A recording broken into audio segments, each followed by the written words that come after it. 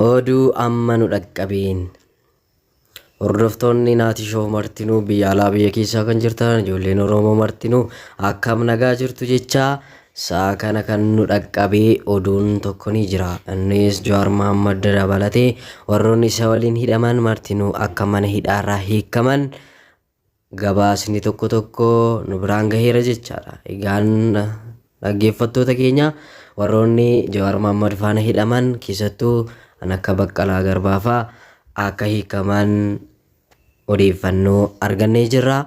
Egaan akkuma beekamu obbo Jawaar Mohaammed fa'aa osoo murtiin itti hin murtaa'in yeroo baay'eedhaaf mana murtiitti deddeebuudhaan baay'ee rakkachaa akka turan hundumti keessaniyyuu ni beektu. Egaa yeroo ammaa kana immoo mana hidhaatti akka bahan gabaasni miidiyaaleen biyya keessaa miidiyaaleen Itoophiyaa hundumti isaaniiyyuu oduu ammee jechuudhaan gabaasaanii jiru jechaadha. Egaan kana malees hooggantoonni TPLF kan turan akka Sibaat Naggaa fa'aa yeroo dhiyootti kan hidhaman isaanillee akka mana hidhaa keessaa bahan odeeffannoon darban irraa hubannee jira jechaadha. Egaa kun hundumtiyyuu gaarummaadhaaf akka ta'u egaa abdii godhanna. Kana malees immoo gaazexeessaa Iskindir Naggaas mana hidhaa kan ture innis illee akka mana hidhaa keessaa hiikamee oduu nama bahee nu dhaqqabeetii jira. Akkuma beekamu egaa obbo Jawaar Mohaammed fa'aa Baqqalee Garbaa fa'aa egaa ajjeechaa Hacaaluu Hundeessaa irratti egaa wantoota yeroo sun ta'e hundumti keessanuu ni beektu. Ajjeechaa artist jeneraal Hacaaluu Hundeessaa artistii Oromoo beekamaa erga inni du'een booda guyyaa ajjeechaansaa gaggeeffame sunitti qaamota mootummaatiin erga ukkaanfamanii mana hidhaatti fudhatamaniin booda osoo murtiin itti murtaa'inii mana hidhaa turanii san booda mana hidhaatti deddeebi'uun murtii malee akkanumaan mana hidhaa turuun isaanii kan yaadatamudha. Egaa guyyaa har'aa kanaa akka hiikaman gabaasni miidiyaa biyya keessaas illee gaggabaasaa jira jechaadha. Kanaaf egaa hordoftoota keenya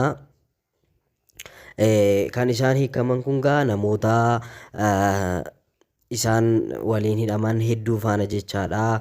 Hooggantoonni TPLFs akkasumas illee paartiilee biraa kan gaggeessan hundi isaaniiyyuu isaan wajjin isaan dura isaan boodas kan hidhaman hundumti isaanii akka hiikamanidha jechaadha. Gabaasni keenya kan nuuf gabaasee kan nu bira ga'e kanaafiyyuu wantoonni numti ta'aa jiru kun hundisaa gaarummaadhaaf yaa ta'u hooggantoonni TPLFs kan hiikaman kunis jechaadha.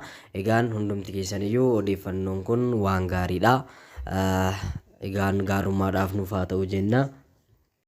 Kanaaf dhaggeeffattoota keenya hundumti keessaniyyuu hiriyoota keessaniif sheer gochuun namoonni miidiyaa kanaaf immoo haarawaa taatan sabiskiraayib laayik gochuun egaan hunduma biraan gahan siniin jedha. Egaan obbo Jawaar Mohaammed fa'aa Baqqalaa Garbaa fa'aa akkasumas warroonni ajandaa isaaniitiin wajjumaan hidhaman hundumti isaanii hiikamuu isaaniitiif gammanneerra. Hundumti keessaniyyuu bakka jirtanitti baga gammaddanii halkan kun halkan gaarii isiniif haa ta'u. Subscribe, like, share gochuun dagatiina. Oduu amma nu dhaqqabeen hordoftoonni Naatii Shoof martinuu biyya alaa biyya keessaa kan jirtan ijoolleen Oromoo martinuu akkam nagaa jirtu jechaa sa'a kana kan nu dhaqqabee oduun tokko ni jira. Innis Jawaar Mohaammed dabalatee warroonni isa waliin hidhaman martinuu akka mana hidhaarraa hiikaman gabaasni tokko tokko nu biraan gaheera jechaadha. Egaan dhaggeeffattoota keenya warroonni Jawaar Mohaammed faana hidhaman keessattuu akka Baqqalaa Garbaa fa'aa akka hiikaman odeeffannoo argannee jirra. Egaan akkuma beekamu obbo Jawaar Mohaammed fa'aa osoo murtiin itti hin murtaa'in yeroo baay'eedhaaf mana murtiitti deddeebuudhaan baay'ee rakkachaa akka turan hundumti keessaniyyuu ni beektu. Egaa yeroo ammaa kana immoo mana hidhaatti akka bahan gabaasni miidiyaaleen biyya keessaa miidiyaaleen Itoophiyaa hundumti isaaniiyyuu oduu ammee jechuudhaan gabaasaanii jiru jechaadha. Egaan kana malees hooggantoonni TPLF kan turan akka Sibaat Naggaa fa'aa yeroo dhiyootti kan hidhaman isaanillee akka mana hidhaa keessaa bahan odeeffannoon darban irraa hubannee jira jechaadha. Egaa kun hundumtiyyuu gaarummaadhaaf akka ta'u egaa abdii godhanna. Kana malees immoo gaazexeessaa Iskindir Naggaas mana hidhaa kan ture. Innis illee akka mana hidhaa keessaa hiikamee oduu nama bahee nu dhaqqabeetii jira. Akkuma beekamu egaa obbo Jawaar Mohammad fa'aa Baqqalee Garbaa fa'aa egaa ajjeechaa Hacaaluu Hundeessaa irratti egaa wantoota yeroo sun ta'e hundumti keessanuu ni beektu.